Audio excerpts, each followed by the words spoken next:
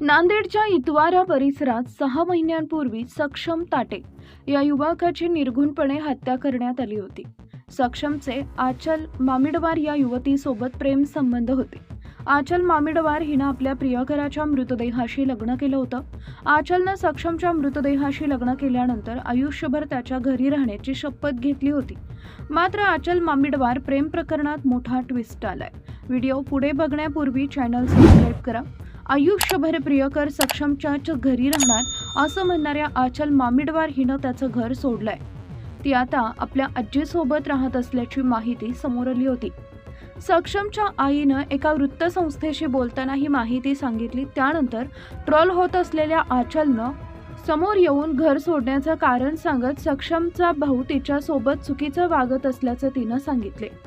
त्यावरून आता सक्षमच्या आईनं आणि आत्यानं आचलचे सक्षमच्या भावासोबत झालेलं बोलणं आणि ती त्यात काय म्हणते याची माहिती सांगत माझ्या मुलाला बदनाम करू नको असं म्हटलंय. दरम्यान आचल मामिडवारनं सक्षम ताटेचं घर सोडल्याचं कारण सांगितलंय. सक्षमच्या लहान भावावर गंभीर आरोप केलाय.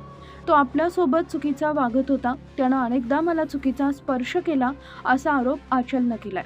त्याचबरोबर तो जो माझ्याशी वागत होता याची मी कल्पना त्यांच्या कुटुंबियांना देखील दिली होती, परंतु त्यांनी माझ्यावर विश्वास ठेवला नाही म्हणून आपलं त्यांचं घर सोडलं असं आचलनं म्हटलं होतं. परंतु या प्रकरणात आता नवीन ट्विस्ट आलाय. आचलनं सक्षमच्या लहान भावावर आरोप केल्यानंतर आता सक्षमच्या आत्या आणि आईनं मोबाईलमधील काही मेसेज दाखवून मोठा दावा केलाय. त्यांनी एका वृत्तवाहिनीसोबत बोलताना चाट दाखवत म्हटलंय की आता आमचं एकच लेकरू आहे. मी तिला हात जोडून विनंती करते की आता आमच्या मुलाला बदनाम करू नको. त्यानं तुला काहीही केलेलं नाहीये. तो सारखा तुला वहिनी वहिनी करायचा असं सक्षमच्या आत्यानं म्हटलंय. दरम्यान यावेळी सक्षमच्या आत्यानं आचलचे काही मेसेज देखील प्रसारमाध्यमांना दाखवले, ज्यामध्ये आचल सक्षम ताटेच्या भावाला बोल की बाळा असं म्हणत. तसेच तिचे इतरही काही मेसेज समोर आले. यावरून सक्षम ताटेचा भाऊ आणि आचलमध्ये संवाद सुरू होता असं दिसून